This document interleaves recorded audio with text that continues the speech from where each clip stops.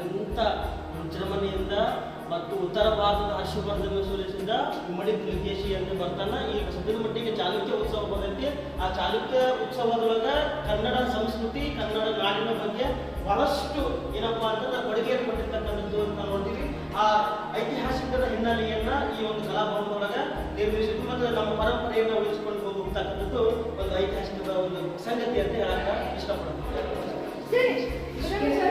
ಬದಾಮಿ ಚಾಲುಕ್ಯರು ವಂಶಾವಳಿಗಳು ಅಂತ ಕರಿತಾ ಹೋಗ್ತೀವಿ. ಅಂದ್ರೆ ಬದಾಮಿ ಚಾಲುಕ್ಯ ಸ್ಥಾಪಕ ಜಯಸಿಂಹ ಅಂತ ಕರಿತೀವಿ. ಅದಾದ ನಂತರ ರಣರಾಗ ಅಂತ ಬರ್ತಾನ. ಅದಾದ ನಂತರ ಒಂದನೇ ಪುಲಿಕೇಶಿ ಅಂತ ಬರ್ತಾನ. ಅದಾದ ನಂತರ ಪುಂಗವರ್ಮ ಅಂತ ಬರ್ತಾನ. ಅವನ ಮಗನಾಗಿರ್ತಕ್ಕಂಥ ಕೀರ್ತಿವರ್ಮ ಬರ್ತಾನ. ಅವನ ಮಗನಾಗಿರ್ತಕ್ಕಂಥ ಮಂಗಲೇಶ್ ಬರ್ತಾನ. ಅದಾದ ನಂತರ ಎರಡನೇ ಪುಲಿಕೇಶಿ ಕುಬ್ಜ ವಿಷ್ಣುವರ್ಧನ, ದಾರ ಶ್ರೇಯ ಜಯಸಿಂಹ ಅಂತ ಬರ್ತಾರ. ಹೀಗೆ ಅನೇಕ ಹಲವಾರು 36 ವಂಶಸ್ಥರು ಕೂಡ ಈ ಬದಾಮಿ ಚಾಲುಕ್ಯವನ್ನ ಆಳ್ವಿಕೆ ಮಾಡ್ತಕ್ಕಂಥ ಒಂದು ಐತಿಹಾಸಿಕದ ಹಿನ್ನೆಲೆ ಐತಿ.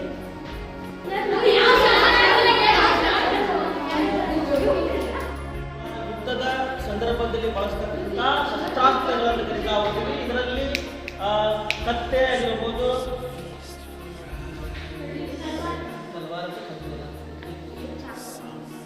ಕತ್ತೆ, ಬರ್ಚಿ ಆಗಿರಬಹುದು, ಮತ್ತು ಕಿರುಕತ್ತೆ ಆಗಿರಬಹುದು, ಹೀಗೆ ಅನೇಕ ಆಯುಧಗಳನ್ನು ಬಳಸಿಕೊಂಡು ತಮ್ಮ ಯುದ್ಧನ ಗೆಲ್ಲಲಿಕ್ಕೆ ಇಂತಹ ಆಯುಧಗಳನ್ನ ಬಳಸ್ತಾ ಇದ್ದಾರೆ. ಪೂರ್ವಜರು ಮನುಷ್ಯ ಮಂಗನಿಂದ ಮಾನವನಾದದ್ದು ಹೀಗೆ ಅಂತ ಕರೀತಾ ಹೋಗ್ತೀವಿ. ಮೊದಲು ನಮ್ಮ ಪೂರ್ವಜರು ಏನಪ್ಪಾ ಅಂತಂದ್ರೆ ಹಳೆಯ ಶಿಲಾಯುಗ ತೆಗೆದುಕೊಂಡಾಗ ಹಳೆಯ ಶಿಲಾಯುಗ, ನವಶಿಲಾಯುಗ ಅಂತ ಬರ್ತೈತಿ. ಆ ನವಶಿಲಾಯುಗದೊಳಗ ಮಂಗನಿಂದ ಮಾನವನಾದದ್ದು ಅಂತ ಕರಿತಾ ಹೋಗ್ತೀವಿ. ಹಳೆಯ ಶಿಲಾಯುಗ ಸೂಕ್ಷ್ಮ ಶಿಲಾಯುಗ ಅಂತ ಕರಿತಾ ಹೋಗ್ತೀವಿ. ಸೂಕ್ಷ್ಮ ಶಿಲಾಯುಗದಲ್ಲಿ ಅನೇಕ ಸಣ್ಣ ಸೂಕ್ಷ್ಮ ಕೆತ್ತನೆಗಳನ್ನು ಮಾಡ್ತಾ ಇದ್ರು ಮತ್ತು ಸೂಕ್ಷ್ಮ ಆಯುಧಗಳನ್ನು ಕೂಡ ಅವ್ರು ಬಳಸ್ತಾ ಇದ್ರು. ಮತ್ತೆ ಮಡಿಕೆ ಚೂರುಗಳು ಹಳೆ ಶಿಲಾಯುಗದೊಳಗ ಬಳಸ್ತಕ್ಕಂಥ ಮಡಿಕೆ ಚೂರುಗಳಾಗಿರಬಹುದು, ಕಾರ್ಖಾನೆ ಮಣಿಗಳಾಗಿರಬಹುದು, ಮಣ್ಣಿನ ಗುಂಡಗಳಾಗಿರ್ಬೋದು, ಕಲ್ಲಿನ ಆಯುಧಗಳಾಗಿರ್ಬೋದು, ಮಡಿಕೆ ಚೂರುಗಳಾಗಿರ್ಬೋದು, ಹೀಗೆ ಅನೇಕ ಒಂದು ಆಯುಧಗಳನ್ನ ಸೂಕ್ಷ್ಮ ಕೆತ್ತನೆಗಳನ್ನ ಹಳೆಯ ಶಿಲಾಯುಗದೊಳಗ ಬಳಸ್ತಾ ಇದ್ರು. ನಮ್ಮ ಪೂರ್ವಜರು ತಮ್ಮ ಮನರಂಜನೆಗಾಗಿ ಕೋಲಾಟ, ಡೊಳ್ಳು ಕುಣಿತ, ಕಂಸಾಳೆ, ಕಂಸಾಳೆ, ಕೋಲಾಟ, ಹೀಗೆ ಅನೇಕ ರಸಮಂಜನೆ ಕಾರ್ಯಕ್ರಮಗಳನ್ನ ಮತ್ತು ಮನರಂಜನೆಗಾಗಿ ಇಂತಹ ಒಂದು ನೃತ್ಯಗಳಲ್ಲಿ ತೊಡಗುತ್ತಿದ್ರು. ವಿಜಯನಗರ ಸಾಮ್ರಾಜ್ಯ 1336ರಲ್ಲಿ ಸ್ಥಾಪನೆಯಾಗಿರ್ತಕ್ಕಂಥ ಕರಿತಾ ಹೋಗ್ತೀವಿ. ಜಗತ್ತಿನೊಳಗ ಅತ್ಯಂತ ಮುತ್ತು ರತ್ನಗಳಿಂದ ಹೋಳಗಳಿಂದ ಬೆರೆತಕ್ಕಂಥ ಸಾಮ್ರಾಜ್ಯ ವಿಜಯನಗರ ಸಾಮ್ರಾಜ್ಯ. ಇಲ್ಲಿ ತುಂಗಭದ್ರಾ ನದಿಯೊಳಗ ನದಿ ದಂಡೆಯಲ್ಲಿ ಸ್ಥಾಪನೆಯಾಗಿರ್ತಕ್ಕಂಥ ವಿಜಯನಗರ ಸಾಮ್ರಾಜ್ಯ. ಇಲ್ಲಿ 4 ಮನೆತನಗಳು ಅಥವಾ ಸಂಗಮ, ಸಾಳುವ, ತುಳು, ಅರಿವಿಡ ಅಂತೇಳಿ ಇದರಲ್ಲಿ ಪ್ರಸಿದ್ಧವಾಗಿರ್ತಕ್ಕಂಥ ಮನೆತನ ಯಾವ್ದಪ್ಪ ತುಳು ವಂಶದ ದೊರೆಯಾಗಿರ್ತಕ್ಕಂಥ ಶ್ರೀಕೃಷ್ಣ ದೇವರಾಯ ಅಂತ ಕರಿತಾ ಹೋಗ್ತೀವಿ. ಶ್ರೀಕೃಷ್ಣ ದೇವರಾಯನು ಮಧ್ಯಯುಗದೊಳಗ ಅನೇಕ ಮೊಘಲರನ್ನ, ಮರಾಠರನ್ನ ಸೋಲಿಸಿರ್ತಕ್ಕಂಥ ಕಥೆಗಳನ್ನು ನಾವು ತಿಳ್ಕೊಳ್ತೇವೆ. ಜೊತೆಗೆ ಶ್ರೀಕೃಷ್ಣ ದೇವರಾಯನು ವಿರೂಪಾಕ್ಷ ದೇವಾಲಯರ್ತಕ್ಕಂಥ ಮಂಟಪದ ರಂಗಮಂಟಪವನ್ನು ಕಟ್ಟಿಸಿದಂತೂ ಕೂಡ ನಾವು ಬಳಸ್ತಕ್ಕಂತಹ ಕತ್ತಿ, ಬಂದೂಕು, ಬರ್ಚಿ ಅಂತ ಕರಿತಾ ಹೋಗ್ತೀವಿ.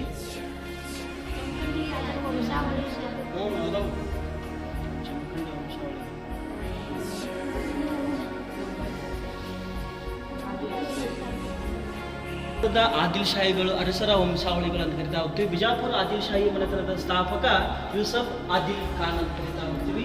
ಇಲ್ಲಿ ಇಸ್ಮಾಯಿಲ್ ಆದಿಲ್ ಶಾಹಿ ಬರ್ತಾನ, ಮರಿಯಂ ಸುಲ್ತಾನ್ ಬರ್ತಾರ, ಬಿಬಿ ಸತಿ, ಖದೀಜಾ ಸುಲ್ತಾನ್, ಮಲ್ಲಾ, ಆಲಂ ಖಾನ, ಇಬ್ರಾಹಿಂ, ಅಬ್ದುಲ್ಲಾ, ಇಸ್ಮತಿ ಅಲಿ, ತಫ್ಸಾರ್ ಅಹಮದ್, ತಾನಿ ಬಿಬಿ, ಹಾದಿ ಸುಲ್ತಾನ್, ಇಸ್ಮಾಯಿಲ್.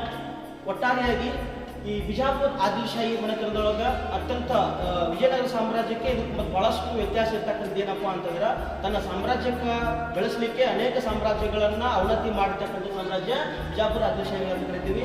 ಭಾರತದೊಳಗ ಅತ್ಯಂತ ಎತ್ತರವಾಗಿರ್ತಕ್ಕಂತಹ ಗೋಲ ಗುಂಬಜವನ್ನ ಈ ಆದಿಲ್ ಶಾಹಿಗಳು ಒಂದು ಕೊಡುಗೆ ಅಂತ ನಾವು ಕರಿತಾ ಹೋಗ್ತೀವಿ. ಅದರ ಜೊತೆಯಾಗಿ ದಕ್ಷಿಣ ಭಾರತದೊಳಗೆ ಇರತಕ್ಕಂತಹ ಇಬ್ರಾಹಿಂ ರೋಜಾ ಅಂತ ಕರಿತೀವಿ. ದಕ್ಷಿಣ ಭಾರತದ ಇದನ್ನು ತಾಜ್ ಮಹಲ್ ಅಂತ ಕರಿತೀವಿ. ಇದನ್ನು ಕಟ್ಟಿಸಿದಂತ ದೊರೆ ಯಾರಪ್ಪ ಅಂತಂದ್ರೆ 2ನೇ ಇಬ್ರಾಹಿಂ ಆದಿಲ್ ಶಾ ಅಂತ ಕೂಡ ನಾವೆಲ್ಲ ಕರಿತಾ ಹೋಗ್ತೀವಿ. ಇಷ್ಟು ಆದಿಲ್ ಶಾಹಿ ಮಾಡ್ತಾರೆ. ಬಿಜಾಪುರ ಆದಿಲ್ ಶಾಹಿಗಳು ತಮ್ಮ ಯುದ್ಧ ಪರಿಣಿತಿಗಾಗಿ ಬಳಸ್ತಕ್ಕಂತಹ ಆಯುಧಗಳು ಅಂತಂದ್ರೆ ಕತ್ತಿಗಳಾಗಿರ್ಬೋದು, ಪಿರಂಗಿಗಳಾಗಿರ್ಬೋದು. ನೋಡ್ಬೋದು ಇಲ್ಲಿ ಬಹಳಷ್ಟು ಒಂದು ಹಳೆ ಕಾಲದೊಳಗ ಬಳಸ್ತಕ್ಕಂಥ ಯುದ್ಧಕ್ಕಾಗಿ ಅಂತಂದ್ರೆ ಪಿರಂಗಿಗಳು ಅಂತ ಕರಿತಾ ಹೋಗ್ತೀವಿ. ಬಿಜಾಪುರ ಆದಿಲಶಾಹಿಗಳಲ್ಲಿ ಅತಿ ಹೆಚ್ಚು ಬಳಸ್ತಕ್ಕಂಥ ಯಾವಪ್ಪ ಅಂದ್ರೆ ಪಿರಂಗಿಗಳು ಅಂತ ಕರಿತೀವಿ. ಅದರ ಜೊತೆಗೆ ಬರ್ಚಿ, ಕುಡುಗೋಲು, ಹೀಗೆ ಮದ್ದು ಗುಂಡಗಳು, ಅನೇಕ ರೀತಿಯ ಆಯುಧಗಳನ್ನು ಬಳಸಿಕೊಂಡು ರಕ್ಕಸ್ತಂಗಡಿಗೆ ಎಂಬ ಒಂದು ಯುದ್ಧವನ್ನು ಕೂಡ ಇಲ್ಲಿ 1656 ಮಾಡ್ತಾ ನೋಡ್ತಾ ಹೋಗ್ತೀವಿ. ಈ ರಕ್ಕಸ್ತಂಗಡಿಗೆಯ ನಂತರ ಏನಾಗುತ್ತಪ್ಪ, ಬಿಜಾಪುರ ಒಂದು ಆದಿಲಶಾಹಿ ಮನೆತನವು ಏನಾಗುತ್ತೆ ಅಂದ್ರೆ ಅವನತಿ ಹೊಂದುತ್ತೆ ಅಂತ ಕರಿತಾ ಹೋಗ್ತೀವಿ. ಇಲ್ಲೇ ಮಗಳ ಹಾಕಿರೋ.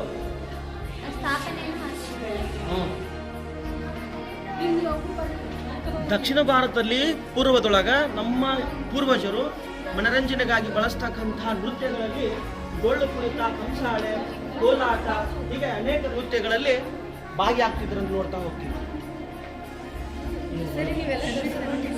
ನಾಣ್ಯಗಳನ್ನು ತೆಗೆದುಕೊಂಡಾಗ ಇಲ್ಲಿ ರೂಪಾಯಿಗಳಾಗಿರ್ಬೋದು, ನಾಣ್ಯಗಳಾಗಿರ್ಬೋದು, ಇಲ್ಲಿ ರಾಜ ಮಹಾರಾಜರು ನಾಣ್ಯಗಳನ್ನು ಏನ್ ಮಾಡ್ಕೋತಾರಪ್ಪ ಅಂದ್ರೆ ಬಳಸ್ತಾ ಇದ್ರು.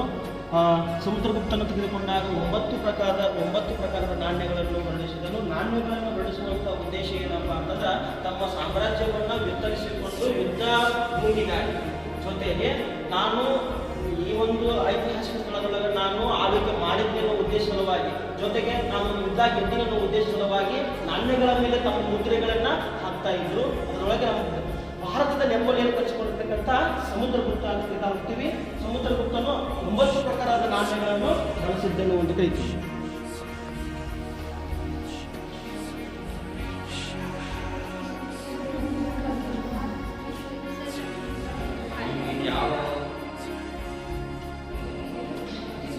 ದಕ್ಷಿಣ ಭಾರತವನ್ನು ಆಳ್ವಿಕೆ ಮಾಡಿದ ಮನೆತನಗಳಲ್ಲಿ ಶಾಂತವಾಡರು, ಕದಂಬರು, ಗಂಗರು, ರಾಷ್ಟ್ರಕೂಟರು ಅಂತ ಬರ್ತಾರ. ರಾಷ್ಟ್ರಕೂಟರ ಮನೆತನದ ದಂಜಿ ದುರ್ಗ ಅಂತ ಕರಿತಾ ಹೋಗ್ತೀವಿ. ಇಲ್ಲಿ ಸುಮಾರು 56 ಅರಸರುಗಳು ಕೂಡ ರಾಷ್ಟ್ರಕೂಟರ ಮನೆತನದ ಪ್ರಮುಖವಾಗಿ ಅತ್ಯಂತ ಪ್ರಸಿದ್ಧ ದೊರೆ, ರಾಷ್ಟ್ರಕೂಟದ ಅತ್ಯಂತ ಪ್ರಸಿದ್ಧ ದೊರೆ ಯಾರಪ್ಪ ಅಂತಂದ್ರೆ ಅಮೋಘ ವರ್ಷ ನೃಪತುಂಗ ಅಂತ ಕರಿತೀವಿ. ಅಮೋಘ ವರ್ಷ ನೃಪತುಂಗನು ಸಾಮಾಜಿಕವಾಗಿ ತನ್ನ ಕಿರುಬರನ್ನು ಕೊಟ್ಟಿರ್ತಕ್ಕಂಥ ಇತಿಹಾಸವನ್ನು ನಾವು ಈ ಒಂದು ಕರ್ನಾಟಕದ ಐತಿಹಾಸಿಕ ಸ್ಥಳವೊಳಗೆ ಮತ್ತು ರಾಷ್ಟ್ರಕೂಟ ಮನೆತನದ ನಾವು ನೋಡ್ತಾ ಹೋಗ್ತೇವೆ. ಐತಿಹಾಸಿಕ ಹಿನ್ನೆಲೆ ಒಳಗ ರಾಜ ಮಹಾರಾಜರು ಬಳಸ್ತಕ್ಕಂತಹ ಅಂಚೆ ಚೀಟಿಗಳು Sri Lanka, China, Iran, Iraq, Hong Kong, Malaysia, ಸೊಬಿಯಾ, Japan, Singapore, Arabia, America, Sudan ಆಗಿರಬಹುದು, ಸೌದಿ ಅರೇಬಿಯಾ ಆಗಿರ್ಬೋದು, ಸ್ಪೇನ್ ಆಗಿರಬಹುದು, ಹೀಗೆ ಅಲ್ಬಿಯಾ ಅಂತ ಕರಿತೀವಿ, ಕುವೈಟ್ ಅಂತ ಕರಿತೀವಿ, ಕಿನ್ಯಾ ಅಂತ ಕರಿತೀವಿ. ಹೀಗೆ ಅನೇಕ ದೇಶಗಳು ತಮ್ಮದೇ ಆಗಿರ್ತಕ್ಕಂಥ ಅಂಚೆ ಚೀಟಿಗಳಲ್ಲಿ ಬಿಡುಗಡೆ ಮಾಡಿರ್ತಕ್ಕಂಥ ಆ ಅಂಚೆ ಚೀಟಿಗಳಲ್ಲಿ ವಿಶೇಷವಾಗಿರ್ತಕ್ಕಂಥ ವ್ಯಕ್ತಿಗಳನ್ನು ಏನು ಮಾಡ್ತಾರಪ್ಪ ಅಂತಂದ್ರೆ ಅವರು ನಮೂದಿಸಿರ್ತಾರ. ಆ ದೇಶದ ಪಿತಾಮಹ ಆಗಿರ್ಬೋದು, ಆ ದೇಶದ ಮಹಾತ್ಮ ಆಗಿರ್ಬೋದು, ಆ ದೇಶದೊಳಗ ಅತ್ಯಂತ ಬಹಳಷ್ಟು ಸುದೀರ್ಘವಾಗಿ ಆಳ್ವಿಕೆ ಮಾಡಿರ್ತಕ್ಕಂಥ ರಾಜಕಾರಣಿಗಳ ವ್ಯಕ್ತಿಗಳಾಗಿರ್ಬೋದು, ಸಮಾಜಕ್ಕೆ ಕೊಟ್ಟಿರಂಥ ದೊಡ್ಡ ದೊಡ್ಡ ವ್ಯಕ್ತಿಗಳನ್ನ ಅಂಚೆ ಚೀಟಿ ಒಳಗೆ ಏನು ಮಾಡ್ತಾರಪ್ಪ ಅಂದ್ರೆ ಬಿಡುಗಡೆ ಮಾಡಿರ್ತಾರೆ. ಹಳೆಯ ಒಂದು ಸೂಕ್ಷ್ಮ ಶಿಲಾಯುಗ ಮತ್ತು ನವಶಿಲಾಯುಗ ಆದ ನಂತರ ನಮ್ಮ ಭಾರತದ ಐತಿಹಾಸಿಕ ಒಂದು ಜನರು ತಮ್ಮ ಮನರಂಜನೆಗಾಗಿ ಡೊಳ್ಳು ಕುಣಿತ, ಕಂಸಾಳೆ, ಕೋಲಾಟ ಮತ್ತು ಹೀಗೆ ವೀರಗಾಸೆ ತಮ್ಮದೇ ಆಗಿರ್ತಕ್ಕಂಥ ನೃತ್ಯಗಳಲ್ಲಿ ತೊಡಗಿಕೊಂಡು ಮನರಂಜನೆಯನ್ನ ಮಾಡ್ತಾ ಇದ್ರು.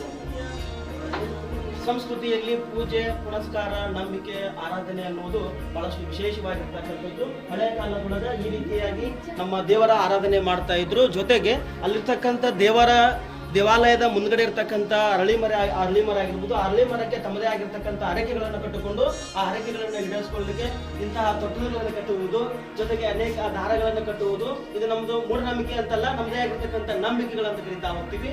ಈ ನಮ್ಮ ಆರಾಧನೆ ಅನ್ನೋದು ಬಹಳಷ್ಟು ಹಳೆಯ ವರ್ಷಗಳಿಂದ ಬಂದಿರತಕ್ಕಂಥದ್ದು. ಆರಾಧನೆ ನಮ್ಮ ನಂಬಿಕೆಯನ್ನ, ನಮ್ಮ ಶ್ರದ್ಧೆಯನ್ನ ಉಳಿಸುವಂಥದ್ದು. ಇದನ್ನ ನಾವು ಈ ಮಟ್ಟಿಗೆ ಪಂಚಾಯಿತಿ ಅಂತ ಕರಿತೀವಿ. ಹಳೆ ಕಾಲದೊಳಗೆ ಚಾವಡಿ ಅಂತ ಕರಿತಾ ಹೋಗ್ತೀವಿ.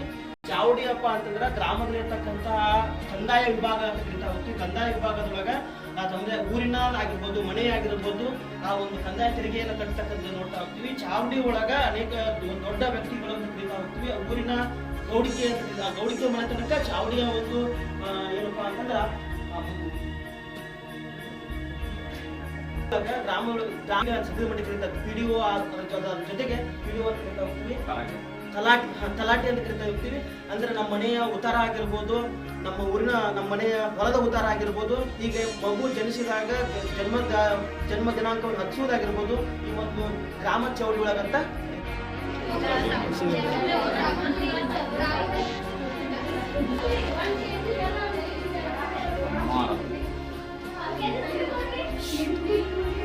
ಹಳೆ ಕಾಲದೊಳಗ ನಮ್ಮಲ್ಲಿ ಬಳಸ್ತಕ್ಕಂತಹ ವೃತ್ತಿಗಳಂತ ಕರಿತಾ ಹೋಗ್ತೀವಿ, ಕುಲ ಕಸುಬುಗಳಂತ ಕರಿತಾ ಹೋಗ್ತೀವಿ. ಕಮ್ಮಾರ ಆಗಿರ್ಬೋದು, ಕುಮಾರ ಆಗಿರ್ಬೋದು, ಚಮ್ಮಾರ ಆಗಿರ್ಬೋದು, ತಮ್ಮದೇ ಆಗಿರ್ತಕ್ಕಂಥ ವೃತ್ತಿ ಪರಂಪರೆಯನ್ನ ನಾವೇನು ಮಾಡ್ತೀವಿ ಈ ಒಂದು ಐತಿಹಾಸಿಕ ಸ್ಥಳದೊಳಗ ನೋಡಬಹುದು. ಕಮ್ಮಾರ ಕುಲುಮೆಯನ್ನು ಮಾಡ್ತಕ್ಕಂಥ, ಕುಂಬಾರ ಗಡಿಗೆಯನ್ನು ಮಾಡ್ತಕ್ಕಂಥದ್ದು, ಅಕ್ಕ ಸಾಲಿಗ ಪತ್ತಾರ ಅಂತ ಕರಿತೀವಿ, ಬಂಗಾರದ ಅಂಗಡಿ ಅಂತ ಕರಿತಾ ಹೋಗ್ತೀವಿ. ಪತ್ತಾರ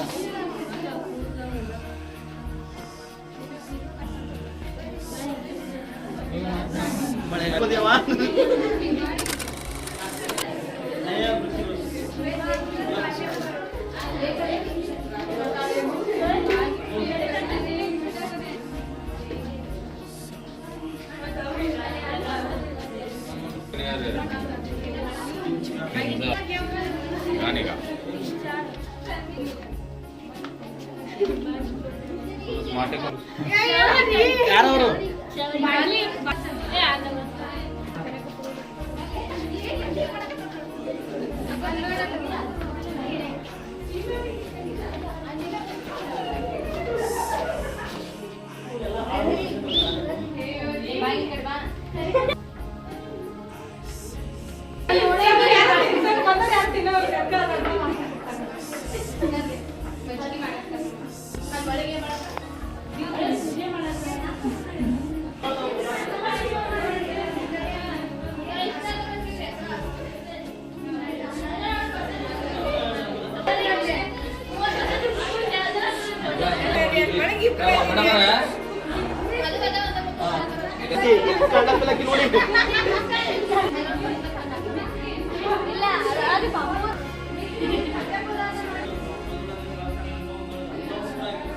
ಹಳೆ ಕಾಲದಾಗ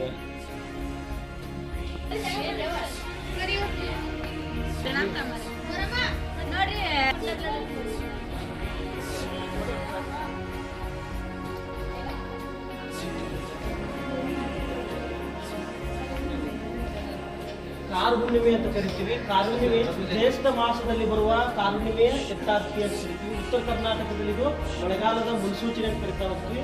ಋತುಮಾನದ ಬದಲಾವಣೆಯಿಂದಾಗಿ ಮಣ್ಣೆತ್ತಿನ ಪೂಜೆಯನ್ನು ಮಾಡ್ತೀವಿ. ಅದು ಹಬ್ಬ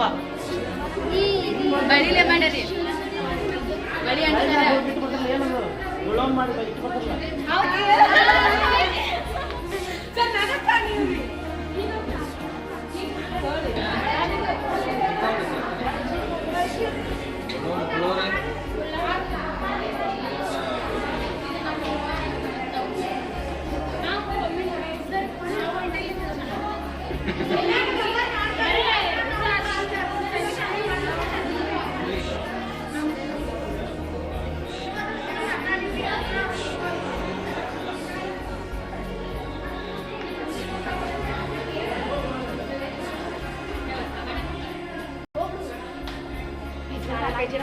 ಜೋಕುಮಾರ ಶಿವನ ಮಗ, ಮಳೆಯ ದೇವರು, ರೈತರ ಆರಾಧ್ಯ ದೈವ. ಈತ ಭಾದ್ರಪದ ಮಾಸದ ಅಷ್ಟಮಿಯದಂದು ಹುಟ್ಟಿ ಹುಣ್ಣಿಮೆದಂದು ಸಾಯುತ್ತಾನೆ.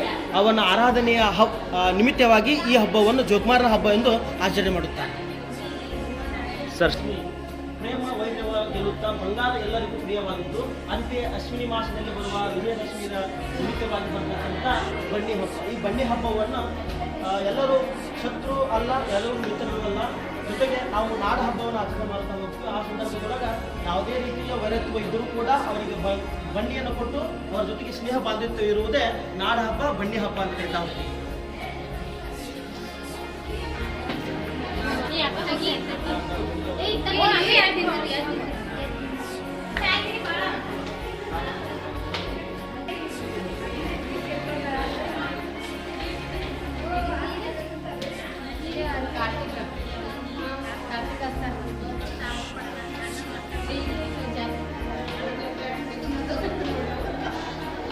ಸರ, ಆ ಸುತ್ತ ವಿನಾಶಕ್ಕೆ ಷಡ್ಗುಣಗಳೇ ಕಾರಣ. ನಮ್ಮ ವಿನಾಶಕ್ಕೆ ಷಡ್ಗುಣಗಳೇ ಕಾರಣ ಎಂಬಂತೆ ಕಾಮನೆ ಸುಡಬೇಕು, ಕಾಮನೆಯನ್ನು ಸುಡಬೇಕು. ನಾಶರೂಪ ಶಕ್ತಿ ವಿನಾಶಕ್ಕೆ ಷಡ್ಗುಣಗಳೇ ಕಾರಣ ಎಂಬಂತೆ ಮಾನವನಲ್ಲಿ ಏನಪ್ಪ ಅಂದ್ರೆ ಷಡ್ಗುಣಗಳಿರ್ತವೆ. ಅವುಗಳನ್ನು ನಾವೇನು ಮಾಡಬೇಕಪ್ಪ? ಸುಡಬೇಕು. ಕಾಮನೆ ಸುಡಬೇಕು. ಕಾಮನನ ಆಟವನ್ನು ಆಡುವುದರ ಮೂಲಕ ನಾವೇನಪ್ಪ ಅಂದ್ರೆ ಹೋಳಿ ಹಬ್ಬವನ್ನು ಆಚರಣೆ ಮಾಡ್ತಾ ಹೋಗ್ತೀವಿ. ತಿಂಗಳಿನೊಳಗೆ ಎಲ್ಲರಿಗೂ ಬಣ್ಣ ಎರಚುವುದರ ಮೂಲಕ ಹೋಳಿ ಹುಣ್ಣಿ ಹಬ್ಬವನ್ನು ಆಚರಣೆ ಮಾಡುತ್ತೇವೆ.